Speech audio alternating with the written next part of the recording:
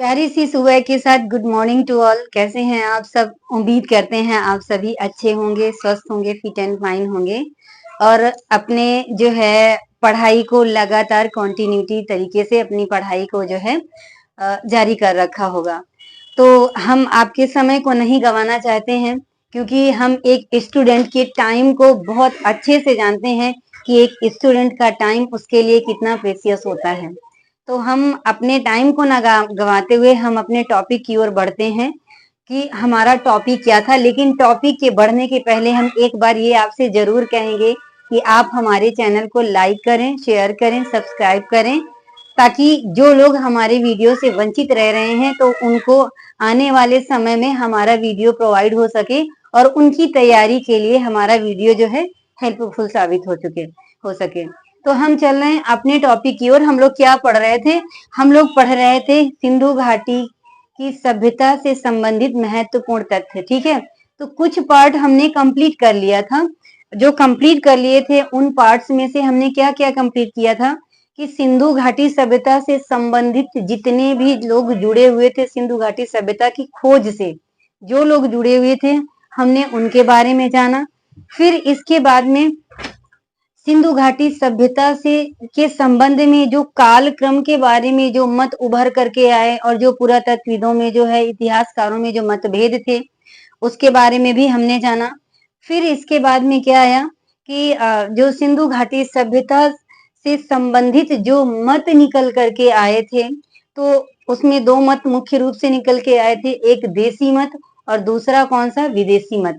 ठीक है, तो देसी मत को समर्थन दे रहे थे हमारे भारतीय और विदेशी मत को समर्थन कौन दे रहा था? जितने भी ब्रिटिशर्स थे ये सारे समर्थन कर रहे थे। ठीक है, फिर इसके बाद में हमने पढ़ा था लास्ट डे कि सिंधु घाटी सभ्यता का विस्तार क्षेत्र और सिंधु घाटी सभ्यता की विशेषताएं। हम टॉपिक यहाँ से अपना स्टार्ट करते हैं और 2 मिनट के लिए थोड़ा सा रिवीजन क्लास लेते हैं आपकी, कि आप लोग रिवाइज कर रहे हैं या नहीं कर रहे हैं।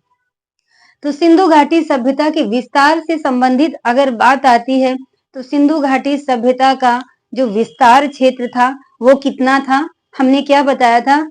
12,99,600 वर्ग किलोमीटर के अंतर्गत सिंधु घाटी सभ्यता फैली हुई थी। ठीक है, क्लियर हुआ ना यहाँ तक? क्योंकि ये क्लियर होना चाहिए, क्योंकि हम आपको ये पहले बता चुके हैं। ठीक है, तो कितना था? 12,99,600 वर्ग किलोमीटर के अंतर्गत इसका एरिया फैला हुआ था। इसके बाद में आता क्या है कि सिंधु घाटी सभ्यता के जो सिंधु घाटी सभ्यता का जो उसको जो पूर्वी स्थल, सबसे पूर्वी स्थल क्या था, सबसे पश्चिमी स्थल क्या था, सबसे उत्तरी स्थल क्या था और सबसे दक्षिणी स्थल क्या था। ठीक है, तो हमने आपको सबसे पूर्वी स्थल क्या बताया था? पूर्वी स्थल बताया था आलमगीरपुर। ठीक है, आलमगीरपुर कहाँ पड़ता है? उत्तर प्रदेश के मेरठ जिले में पड़ता है, जो कि हिंडन नदी के किनारे स्थित है। ये जो है सिंधु घाटी सभ्यता का सबसे पूर्वी स्थल था। अगर ये पूर्वी स्थल था तो पश्चिमी स्थल कौन था? पश्चिमी स्थल था जो है सुतकांगेंडोर था, जो कि कहाँ पाया जाता है? बलूचिस्तान में पाया जाता है। अगर नदी पूछता है तो क्या होगा? नदी होगी दास्क नदी। हमने पूर्वी स्थल जाना और सबसे पश्चिमी स्थल जाना। पश्चिमी स्थल के बाद में हम आते हैं कहाँ? उत्तरी स्थल पे, कि सबसे उत्तरी स्थल कहाँ है? तो सबसे उत्तरी स्थल है तो वो जम्मू कश्मीर में है। वो स्थल का नाम क्या है? उसका मांडा नाम है। ठीक है, मांडा जो है सिंधु घाटी सभ्यता का सबसे पूर्वी स्थल है और ये किस नदी के किनारे स्थित है? चिनाब नदी। चिनाब नदी किसकी सहायक नदी है? तो वो है सिंधु की सहायक नदी है। यहाँ तक क्लियर हुआ? अब आती है बात दक्षिणी स्थल की, कि जो सबसे दक्षिणतम स्थल है वो कौन सा है? तो जो दक्षिणी स्थल है वो है दायमाबाद। दायमाबाद कहाँ स्थित है? तो ये महाराष्ट्र में स्थित है। अगर नदी पूछता है तो आप क्या बताएंगे? कि नदी है गोदावरी नदी। ये क्या था? जो सबसे पूर्वी स्थल, पश्चिमी स्थल, उत्तरी स्थल और दक्षिणी स्थल। आई होप आप लोगों को अब बहुत अच्छे से आप लोगों के माइंड में ये चीज सेट हो गई होगी। अब हमें दोबारा पढ़ाने की जरूरत नहीं पड़ेगी। अब हम कहाँ पहुंचते हैं? हम पहुंचते हैं कि जो पूर्व से लेकर पश्चिम तक का जो विस्तारित एरिया था वो कितना था? तो पूर्व से पश्चिम तक का जो विस्तारित एरिया था वो था 1600 किलोमीटर, और जो उत्तर से दक्षिण तक का जो विस्तारित एरिया था वो कितना था, 1400 किलोमीटर। अब आता है जो समुद्र तटीय एरिया था, जो समुद्र के किनारे किनारे जो सिंधु घाटी सभ्यता का जो क्षेत्र था वो कितना फैला हुआ था, तो वो आता है कितना, 1300 किलोमीटर। इतना इसका विस्तार क्षेत्र था। इसके बाद में हमने क्या पढ़ा था, इसके बाद में हमने पढ़ा था सिंधु घाटी सभ्यता की विशेषताएं। तो हमने बहुत ब्रीफ में तो नहीं बताया सिंधु घाटी की सभ्यता की विशेषताएं, लेकिन हमने जो मुख्य मुख्य समझा मैंने उसको बताया। अब इसके बाद में अब हम कहाँ पहुंचते हैं, अब हम पहुंचते हैं जो सिंधु घाटी सभ्यता से संबंधित जो जुड़े हुए महत्वपूर्ण स्थल हैं। देखिए स्थलों की अगर हम बात करें सिंधु घाटी सभ्यता से संबंधित, तो इतने सारे स्थल हैं कि शायद हो सकता है अगर हम जानने के लिए बैठेंगे तो हमें पूरे जो स्थल हैं वो हमें प्रोवाइड नहीं हो सकेंगे, लेकिन हम उतने स्थल आपके समक्ष जरूर लेकर के आएंगे जो कि एग्जाम की दृष्टि से बहुत इंपॉर्टेंट रोल प्ले करते हैं। ठीक है, उनमें से आपका कोई भी पॉइंट नहीं छूटने पाएगा। ठीक है, तो हम चलते हैं किस तरफ, हम पहुंचते हैं हड़प्पा सभ्यता के प्रमुख स्थलों की तरफ। तो जहां स्थलों की बात आती है तो स्थलों में हमने क्या किया है कि जो सिंधु घाटी सभ्यता के जो स्थल थे हमने उनको 3 भागों में डिवाइड कर रखा है।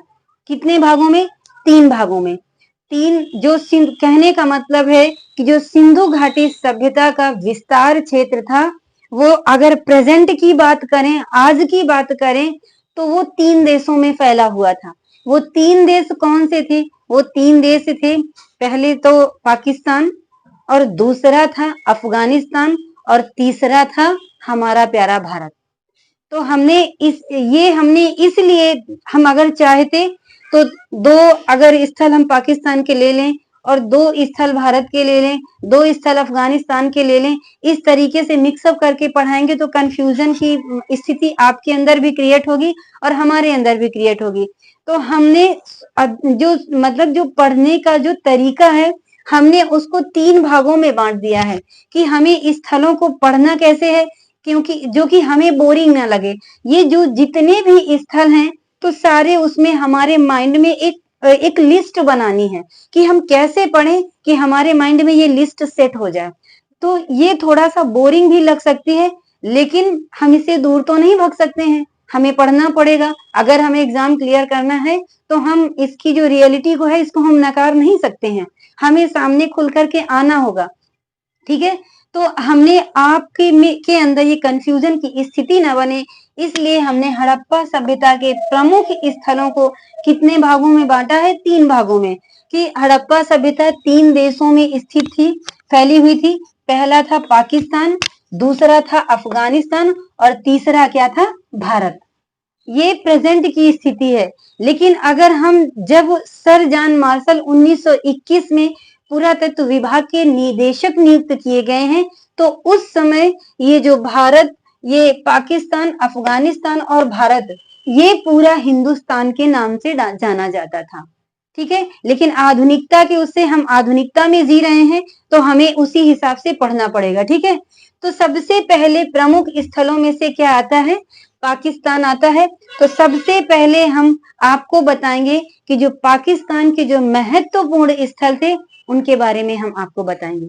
ठीक है, तो जो पाकिस्तान के स्थलों में से आता है कि पाकिस्तान के 3 प्रांत थे जहां पर की सिंधु घाटी सभ्यता फैली हुई थी। ठीक है, वो 3 प्रांत कौन कौन से हैं, पाकिस्तान का पंजाब क्षेत्र, ठीक है, पंजाब प्रांत, और पाकिस्तान में ही एक सिंध प्रांत है, यहाँ भी फैली हुई थी सिंधु घाटी सभ्यता, और तीसरा क्या है, बलूचिस्तान, यहाँ भी जो है सिंधु घाटी सभ्यता का विस्तार पाया जाता है।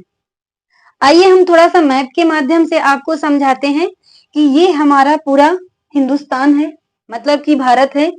इसके बाद में जो ये एरिया आता है यहां से लेकर के यहां तक, इसको हमने क्या किया है, पाकिस्तान के रूप में बांट रखा है। ठीक है, ये हमारा क्या है, यहां से यहां तक हमने पाकिस्तान को बांट रखा है। और जो इस तरह से इसके ऊपर वाला एरिया आता है, इसको क्या हमने नाम दे दिया, अफगानिस्तान। ये अफगानिस्तान है। अब हम बात किसकी कर रहे हैं, पाकिस्तान के जो महत्वपूर्ण स्थल हैं उनकी बात कर रहे हैं।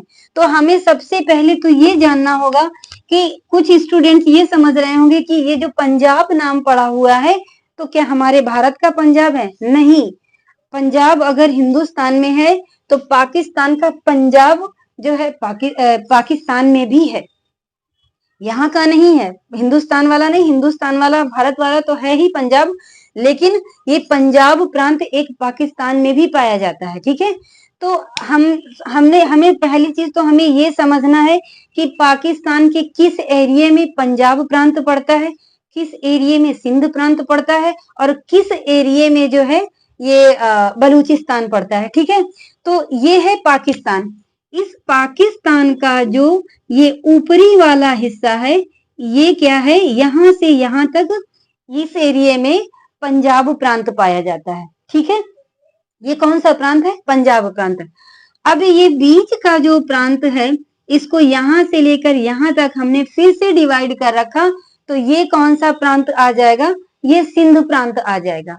और जस्ट इसके जो यहां से यहां तक जो पूरा स्पेस है, ये किसके नाम से जाना जाता है, बलूचिस्तान के नाम से।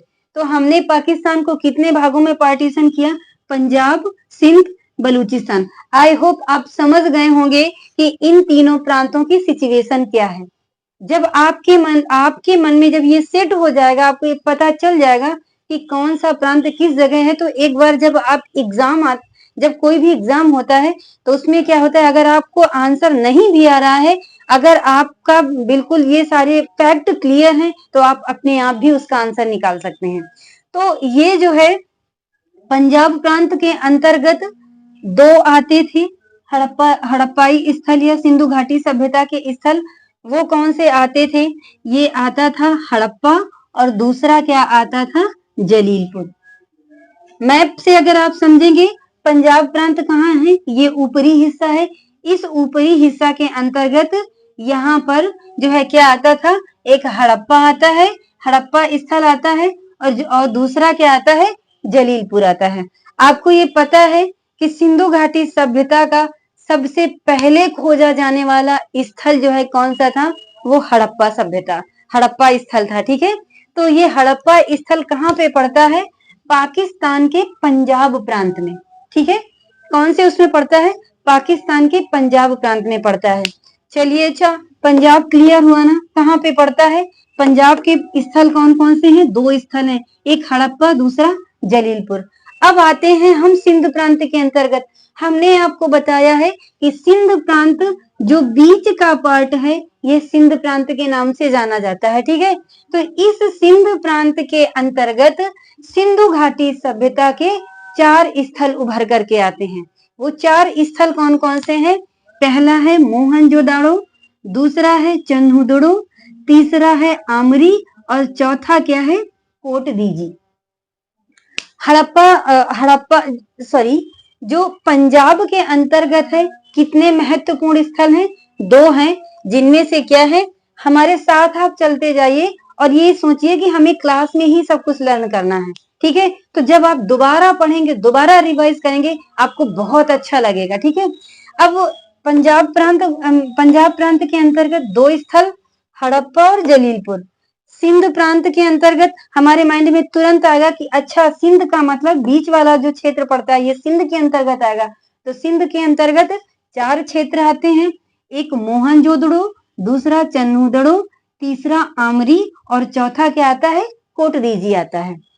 इस तरह से हमने पाकिस्तान के 2 प्रांतों को कवर किया। तीसरा प्रांत आता है कौन सा, बलूचिस्तान।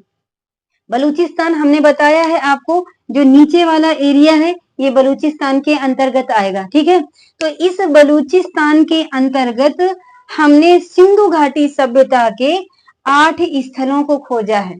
स्थल तो और हैं, लेकिन आपके एग्जाम के लिए महत्वपूर्ण होने वाले कौन से हैं, उन स्थलों को लेकर के हम आपके सामने आए हैं। ठीक है, तो जो बलूचिस्तान के अंतर्गत आएंगे, तो वो कौन कौन से आएंगे, पहला है सुतकांगेंडोर, दूसरा है सुतका को। आपको आई होप आपको नाम आपको ये नाम सुनने में बहुत कठिन लग रहे होंगे। कोई बात नहीं, आप पहली बार पढ़ रहे हैं इसलिए ये कठिन लग रहे हैं। जब आप 2 से 3 बार इनका रिवाइज करेंगे तो ये सारे नाम आपकी उंगलियों पर होंगे। ठीक है, तो जो बलूचिस्तान के अंतर्गत जो हड़प्पाई स्थल आए हैं तो वो कौन कौन से हैं? सुतकांगेंडुर, दूसरा है क्या सुतका को, तीसरा है डाबरकोट, चौथा कौन सा है? चौथा आता है बालाकोट, पांचवा है मेहरगढ़, छठवा है कौन सा? छठा है राणा भुंडई, सातवां है अल्लाहरीनो और आठवां क्या है? नौसारो। ये 8 स्थल हैं जो कि बलूचिस्तान के अंतर्गत आते हैं। एक बार हमारे साथ में फिर से रिवाइज करिए। पहला है सुतकांगेंडोर, दूसरा है सुतकाकोह, तीसरा है डाबरकोट, चौथा है बालाकोट, पांचवा है मेहरगढ़, छठा है राणा भुंडई, सातवां है अल्लाहरीनो और आठवां क्या है? नौसारो। ये इतने स्थल 8 ये हो गए, 4 ये हो गए और 2 ये हो गए। ये टोटल मिला करके 14 हो गए। कहने का मतलब है कि पाकिस्तान के जो प्रमुख स्थल हैं वो कितने हैं?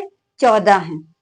ठीक है, अब हम कहाँ पहुंचते हैं? पाकिस्तान के स्थलों को हमने कवर किया। अब हम पहुंचते हैं अफगानिस्तान। अफगानिस्तान के जो स्थल हैं ये आपके लिए बहुत इजी साबित होने वाले हैं, क्योंकि अफगानिस्तान में सिर्फ और सिर्फ 2 स्थल पाए गए हैं। ठीक है, वो 2 स्थल कौन कौन से हैं? वो 2 स्थल हैं, पहला है मुंडीगाग और दूसरा क्या है? शुर्तगोई। पहला क्या है? मुंडीगाग, दूसरा है शुर्तगोई। शुर्तगोई कुछ आप लोगों को सुना सुना नाम लग रहा होगा ना। मैंने पिछले लेक्चर में आपको बताया था, शुर्तगोई से संबंधित कोई घटना बताई थी जोड़ करके कि जो है कृषि के साक्ष्य कहाँ पाए जाते हैं। तो हमने क्या बताया था? हमने शुर्तगोई बताया था और क्या बताया था? कालीबंगा बताया हुआ था। ठीक है, कि वहां से जुते हुए खेतों के साक्ष्य पाए जाते हैं। तो ये शुर्तगोई सिंधु घाटी सभ्यता का ऐसा स्थल है जहां से नहरों का साक्ष्य पाया गया है। ठीक है, क्या पाया गया है? नहरों का साक्ष्य पाया गया है शुर्तगोई से। तो अफगानिस्तान के अंतर्गत 2 महत्वपूर्ण स्थल हैं, जो कि पहला क्या है? मुंडीगाग और दूसरा क्या है? शुर्तगोई। अब हम आते हैं, तीसरी बारी आती है किसकी? भारत की। तो भारत के अंतर्गत भारत को भी हमने भारत में जिन जिन प्रांत में जो पाए गए हैं स्थल, उनको भी वो प्रांत कौन कौन से हैं? वो 7 प्रांत हैं। भारत के हिंदुस्तान या भारत के अंतर्गत जो भी हड़प्पाई स्थल पाए गए वो 7 हैं। वो कौन कौन से हैं? पहला है जम्मू कश्मीर और दूसरा क्या है? पंजाब, तीसरा क्या है? हरियाणा और चौथा क्या है? राजस्थान, पांचवा क्या है? महाराष्ट्र, छठवां क्या है? उत्तर प्रदेश और सातवां क्या है? गुजरात। आपने अगर इंडिया का मैप देखा होगा तो आप इन हमारे ये नाम लेने के साथ ही आप तुरंत उस स्टेट्स में पहुंच जाइए। ये प्रोसेस आप 2 से 3 बार करिए, आपका तुरंत का तुरंत ये क्लियर हो जाएगा कि कौन कौन से स्टेट में सिंधु घाटी सभ्यता का विस्तार था। ठीक है, अब आपको हम मैप के माध्यम से बता रहे हैं। जम्मू कश्मीर है, जम्मू कश्मीर कहाँ पर पड़ेगा? जम्मू कश्मीर इस जगह आया। ठीक है, तो जम्मू कश्मीर में क्या है? मांडा है। ठीक है, दूसरा आता है कौन सा? पंजाब, जो कि जहां पर सिंधु घाटी सभ्यता विस्तारित थी। दूसरा क्या था? पंजाब था। तीसरा क्या था? हरियाणा था। चौथा क्या आ रहा है? राजस्थान आ रहा है, जहां पर सिंधु घाटी सभ्यता के साक्ष्य पाए गए हैं। पांचवा क्या आ रहा है? पांचवा आ रहा है गुजरात और छठवां क्या आ रहा है? महाराष्ट्र और सातवां क्या आ रहा है? यूपी। ठीक है, 7 कंप्लीट हो गए ना? आपको ये पता है, मैंने इसीलिए ये बनाया है मैप, ताकि आप लोगों को आसानी हो सके। हम लर्न तो करेंगे, लेकिन लर्न करने के बाद अगर हम मैप में ये वर्क करेंगे तो हमारे लिए और बेहतर साबित होगा। क्योंकि अगर हम भूल भी जाते हैं, 1-2 नाम भी भूल जाते हैं, तो अगर हमने मैपिंग किया हुआ है, हमें तुरंत तुरंत जो है हमारे उसके लिए हमारे माइंड में रिकॉल होंगे क्या कि स्थल कौन कौन से हैं, अगर हम भूल भी रहे हैं तो वो तुरंत रिकॉल हो जाता है। ठीक है, तो अब हम क्या पढ़ते हैं, हम पढ़ेंगे जो जम्मू कश्मीर में जो प्रमुख स्थल है, तो जम्मू कश्मीर में सिंधु घाटी सभ्यता का सिर्फ और सिर्फ एक स्थल पाया गया है, वो कौन सा है, मांडा। ठीक है, हमने आपको बताया है मांडा, इसके पहले भी हमने नाम लिया है। मांडा कैसा स्थल है, मांडा सिंधु घाटी सभ्यता का सबसे उत्तरी स्थल है। याद आया ना, कौन सा स्थल है, उत्तरी स्थल है। किस नदी के किनारे स्थित है, चिनाब नदी के किनारे स्थित है। चिनाब किसकी सहायक नदी है, आपका आंसर होगा सतलज की सहायक नदी है। ठीक है, तो जम्मू कश्मीर के अंतर्गत सिर्फ और सिर्फ एक हड़प्पाई स्थल आता है, वो कौन सा है, मांडा। अब दूसरा नंबर क्या आता है, पंजाब का। दूसरा नंबर पंजाब का आता है, तो इस पंजाब के अंतर्गत हम दो जो है स्थलों को पढ़ेंगे जो सिंधु घाटी सभ्यता से जुड़े हुए हैं। वो दो स्थल कौन कौन से हैं, वो है, एक है रोपण और दूसरा कौन है, बाड़ा संघोल। पहला क्या है, पहला है रोपण और दूसरा क्या है, बाड़ा संघोल। ये रोपण एक ऐसा स्थल है जो कि भारत को जब आजादी प्राप्त हुई सन 1947 में, तो 1947 के बाद या आजादी के बाद खोजा गया सबसे पहला स्थल है। कौन सा है, रोपड़। कहाँ पाया जाता है, पंजाब में। ये बहुत इंपॉर्टेंट VVIMP क्वेश्चन है ये, आप इसमें डबल स्टार लगा लीजिए कि ये जो पंजाब है इसके अंतर्गत ये किस लिए इंपॉर्टेंट है, क्योंकि इसको आजादी की प्राप्ति के तुरंत बाद खोजा गया पहला स्थल अगर है तो वो कौन सा है, रोपड़ है। इसके साथ में एक क्वेश्चन से और आपको हम अवेयर कराना चाहते हैं कि ये तो हुआ कि आजादी प्राप्ति के तुरंत बाद खोजा गया स्थल अगर पूछता है तो क्या आएगा, रोपड़ आएगा। अगर पूछता है कि आजादी प्राप्ति के बाद सबसे ज्यादा सिंधु घाटी सभ्यता के स्थल कहाँ खोजे गए, तो आपका आंसर चेंज हो जाएगा। आपका आंसर क्या होगा, गुजरात। जो आजादी की प्राप्ति के बाद सबसे ज्यादा अगर सिंधु घाटी सभ्यता के स्थल खोजे गए तो वो कहां पर खोजे गए, वो खोजे गए गुजरात में। क्लियर हो गया ना, अब यहाँ पर आप लोग कंफ्यूज मत होइएगा। अब हम पहुंचते हैं, पहले थोड़ा सा और रिवीजन करते हैं कि भारत के अंतर्गत कितने राज्यों में सिंधु घाटी सभ्यता फैली हुई है, 7 राज्यों में। कौन कौन सा, ऊपर से आइए, जम्मू कश्मीर। जम्मू कश्मीर के बाद में कौन सा प्रांत आता है, पंजाब प्रांत आता है। फिर कौन आता है, हरियाणा आता है।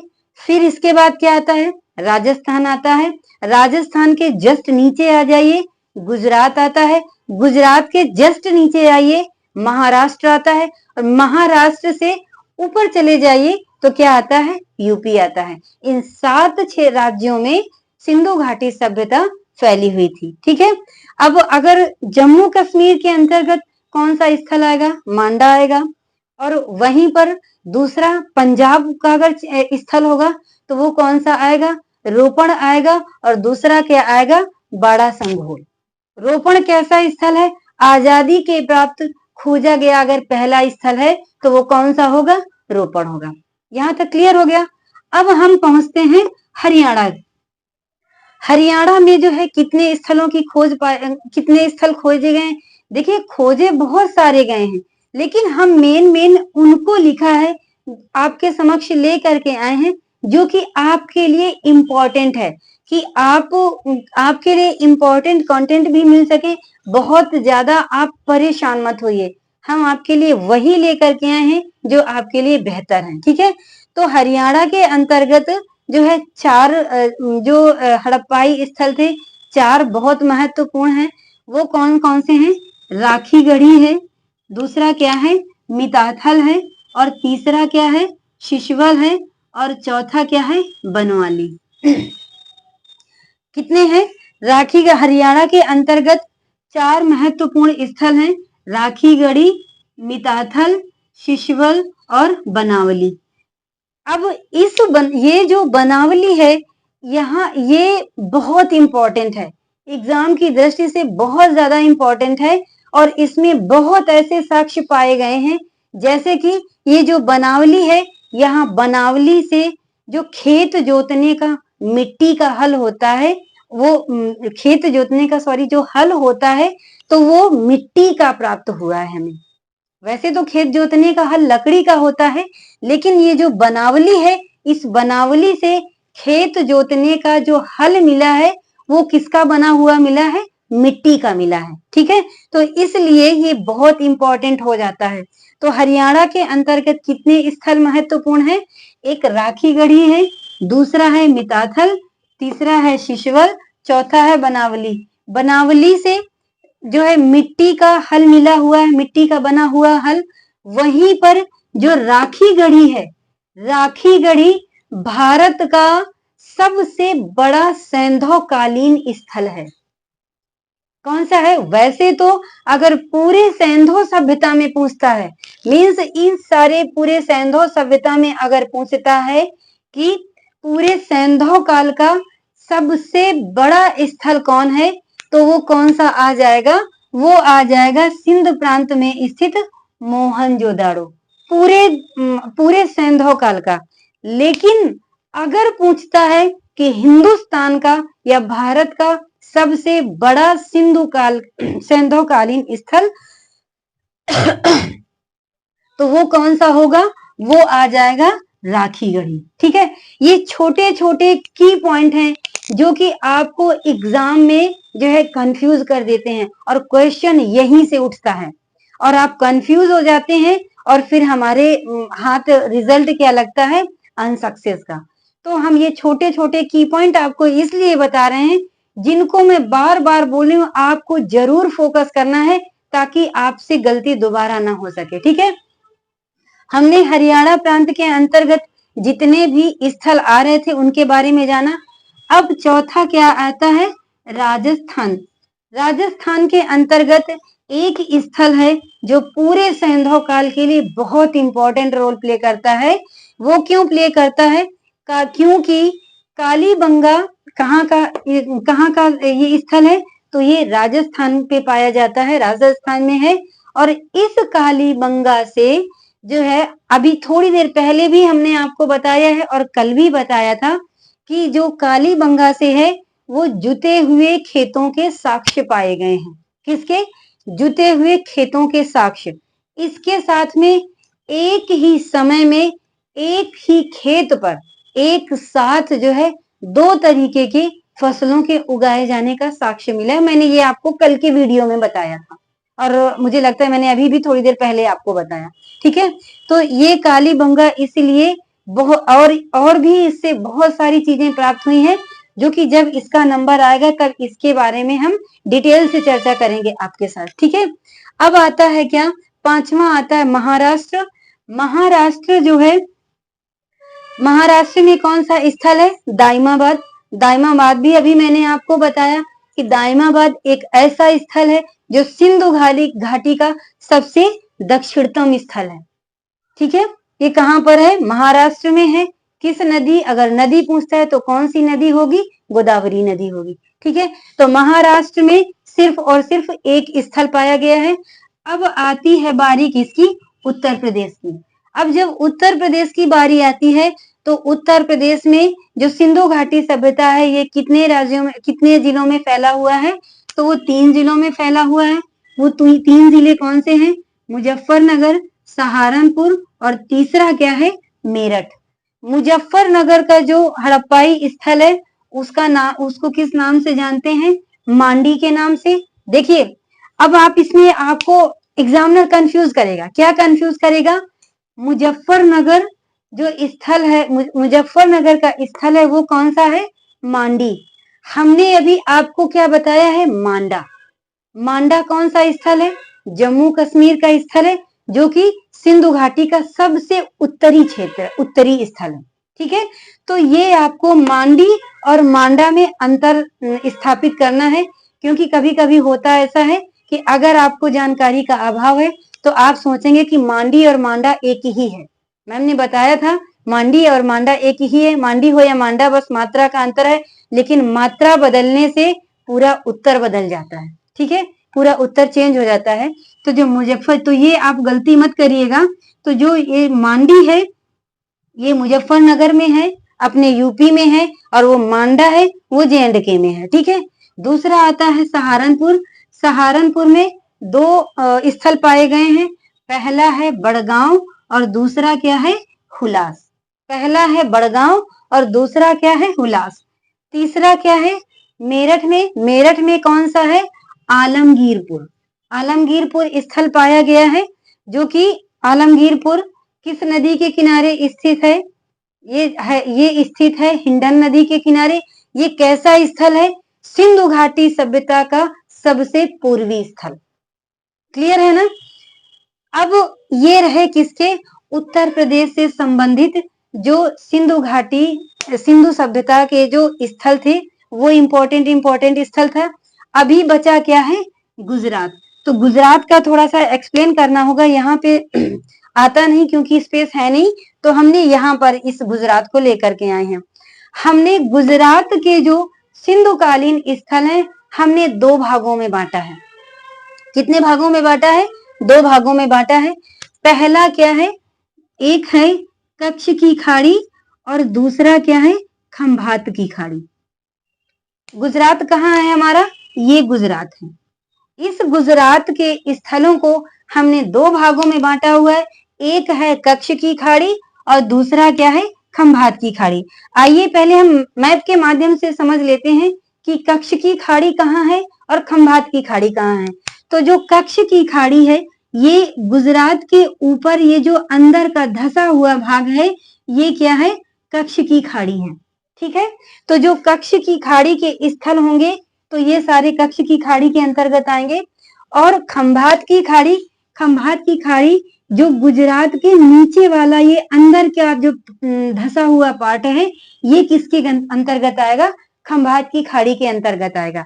तो आइए हम जानते हैं कि कच्छ की खाड़ी के अंतर्गत कौन कौन से स्थल हमें पढ़ने हैं और खंभात की खाड़ी के अंतर्गत कौन कौन से स्थल पढ़ने हैं, ठीक है। तो कच्छ की खाड़ी के अंतर्गत हम तीन महत्वपूर्ण स्थलों को पढ़ते हैं, जो कि कौन कौन से हैं। पहला है धौलावीरा, दूसरा है सुरकोतड़ा और तीसरा क्या है, देशलपुर। कितने हैं, कच्छ की खाड़ी के अंतर्गत कितने स्थल आएंगे, वो तीन आएंगे। वो कौन कौन से हैं, धौलावीरा, दूसरा है सुरकोतड़ा, तीसरा है देशलपुर। तो ये तीन जो है कच्छ की खाड़ी के अंतर्गत स्थल आएंगे। अब हम पहुंचते हैं कहाँ, खंभात की खाड़ी के अंतर्गत।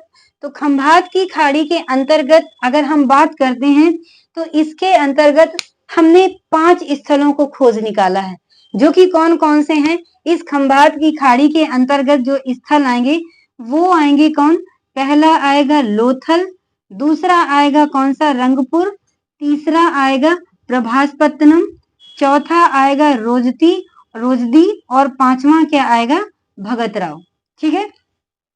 तो कच्छ की खाड़ी के, खंभात की खाड़ी के अंतर्गत 5 स्थल और कच्छ की खाड़ी के अंतर्गत 3 स्थल, ठीक है। तो कच्छ की खाड़ी के अंतर्गत फिर से हम रिवीजन कर लेते हैं कौन कौन से पाए गए हैं। लोथल है, रंगपुर है, प्रभासपत्तनम है, रोजदी है और क्या है, भगतराव है, ठीक है। तो इस तरह से जो हड़प्पा सभ्यता के जो महत्वपूर्ण स्थल थे इसको हम शॉर्ट रूप से आपके सामने लेकर के आए।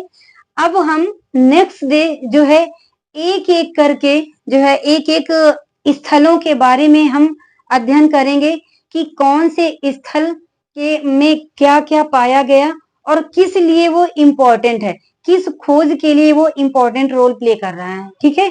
तो अभी एक साथ तो हम नहीं पढ़ सकते हैं, लेकिन डेली डेली ये 2 या 4 स्थल आपके समक्ष हम लेकर के आएंगे और आपके लिए ये बताएंगे कि आपके लिए इम्पोर्टेंट क्या है, ठीक है। अब थोड़ा सा और हम अभी जानकारी करते हैं, एक बार रिवीजन कर लें। रिवीजन में क्या, यहाँ तक तो हो गया था ना रिवीजन। अफगानिस्तान से आते हैं। अफगानिस्तान के अंतर्गत 2 स्थल, एक कौन है, सुर्तगोही है और दूसरा क्या है, मुंडीगाक। ये सुर्तगोही से क्या पाया गया है, नहरों का साक्ष्य पाया गया है, ठीक है। तो अफगानिस्तान के सिर्फ और सिर्फ 2 स्थल। अब हम पहुंचते हैं भारत में। भारत में 7 स्थल पाए गए हैं, जम्मू कश्मीर, पंजाब, हरियाणा, राजस्थान, गुजरात, महाराष्ट्र और उत्तर प्रदेश। ठीक है, अब इसके अंतर्गत जम्मू कश्मीर के अंतर्गत कौन सा स्थल आएगा? वो आएगा मांडा, जो मांडा किस नदी के किनारे स्थित है? चिनाब नदी के किनारे। अब इसके बाद में दूसरा आता है पंजाब। पंजाब के अंतर्गत 2 स्थल आते हैं, कौन सा है? रोपड़ और बाड़ा संगोल। रोपड़ कैसा स्थल है? रोपड़ ऐसा स्थल है, आजादी के बाद खोजा जाने वाला पहला जो स्थल था वो कौन सा था? रोपड़ था। अब पहुंचते हैं हरियाणा में। हरियाणा के अंतर्गत 4 स्थल हमने ढूंढे, वो कौन कौन से हैं? राखी गढ़ी, मिताथल, शिशवल और क्या है? बनावली। ठीक है, अब बनावली से हमने अब आपको बताया, बनावली से हमें किसका साक्ष्य प्राप्त हुआ है? मिट्टी के हल का साक्ष्य प्राप्त हुआ है। ठीक है, वहीं पर जो राखी गढ़ी क्या है? राखी गढ़ी भारत का सबसे बड़ा स्थल है, हड़प्पाई स्थल, जो कि क्षेत्रफल की दृष्टि से सबसे बड़ा स्थल है। ठीक है, अब हम पहुंचते हैं कहाँ? राजस्थान में। राजस्थान के अंतर्गत सिर्फ और सिर्फ एक स्थल है, वो कौन सा है? वो है कालीबंगा। कालीबंगा से कृषि के साक्ष्य पाए गए हैं, यहीं से अग्नि के साक्ष्य पाए गए हैं, यहीं से एक साथ 2 फसलों के उगाए जाने का साक्ष्य पाया गया है। ठीक है, अब हम पहुंचते हैं कहाँ? महाराष्ट्र। महाराष्ट्र में कौन सा स्थल है? यहाँ भी एक अपना अकेला स्थल है, वो कौन सा है? दाइमाबाद।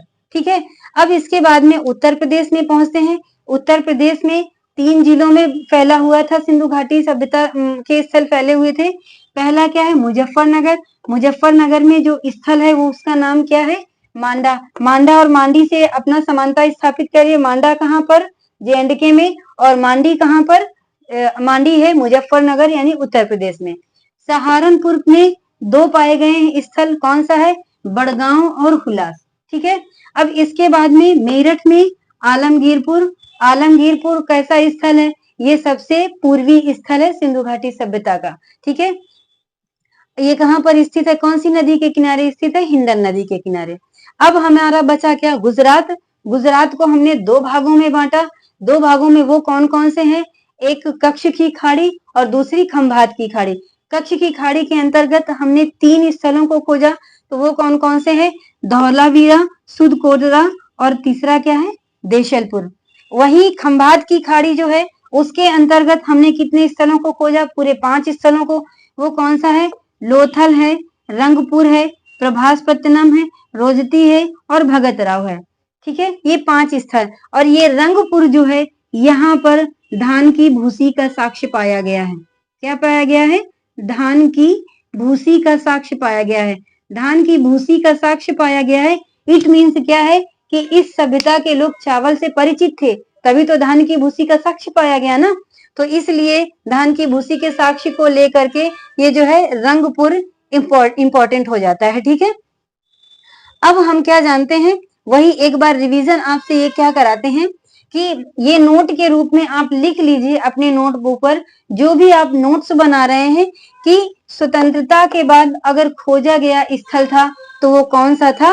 रोपड़ था। ठीक है, और वहीं पर अगर स्वतंत्रता के बाद अगर सबसे ज्यादा स्थल खोजे गए हैं तो वो स्थल कौन सा था? वो था गुजरात। गुजरात ही अकेला ऐसा स्थल था जिसमें सबसे ज्यादा जो है साक्ष्य पाया गया है, किसके?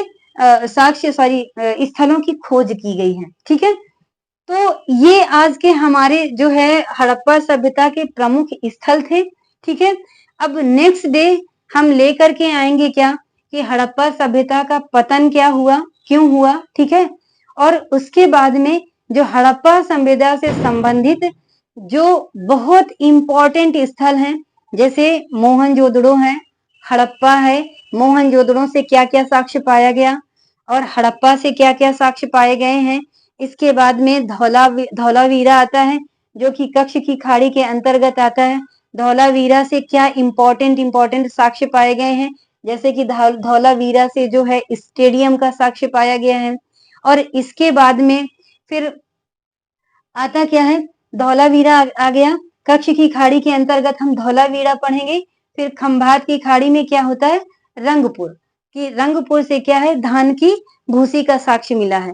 तो जैसे ये लोथल है, रंगपुर है, कालीबंगा है, धौलावीरा है, बनावली है, तो जो बहुत इंपॉर्टेंट एग्जाम की दृष्टि से इंपॉर्टेंट है, जिस खोज के लिए जो स्थल प्रसिद्ध है, वो आपके समक्ष हम स्थलों के नाम लेकर के आएंगे और उस पर विस्तृत चर्चा करेंगे।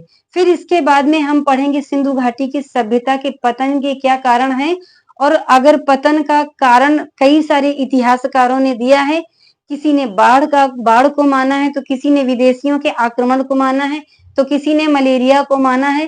तो इस तरह से किस किस इतिहासकार ने किस फैक्ट को समर्थन दिया, इसके बारे में जानेंगे। ठीक है, तो आज हम अपने चैप्टर को, अपने टॉपिक को यहीं पर क्लोज करते हैं। ठीक है, और नेक्स्ट डे हम नए चैप्टर के नए टॉपिक के साथ मिलेंगे।